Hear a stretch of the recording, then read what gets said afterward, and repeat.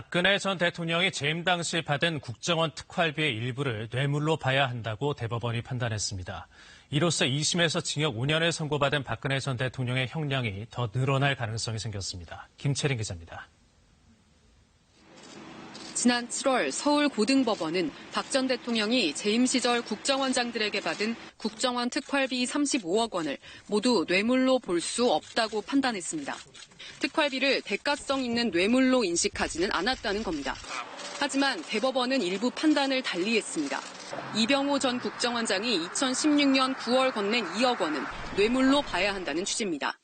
대법원은 당시 국정농단 의혹이 불거지면서 박 전 대통령이 국정원의 자금 지원을 중단하라고 지시했는데도 이 전 원장이 추석을 앞두고 자발적이고 적극적으로 특활비 2억 원을 건넸다고 지적했습니다.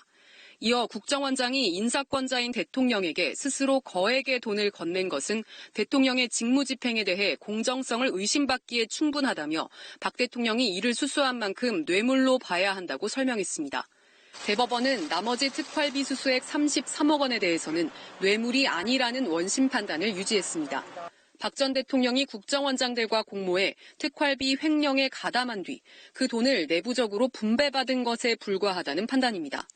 다만 이런 횡령 행위가 국고손실죄에 해당된다고 보고 33억 원에 대한 국고손실 혐의를 무죄로 본 원심을 유죄 취지로 파기했습니다.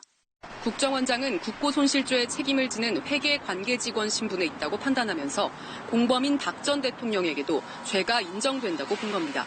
특별사업비를 유용한 경우 일반 횡령죄가 아니라 국고손실죄로 가중처벌된다는 대법 판결에 따라 박 전 대통령은 파기환송심에서 2심이 선고한 징역 5년보다 더 중한 형을 받을 가능성이 높아졌습니다. KBS 뉴스 김채린입니다.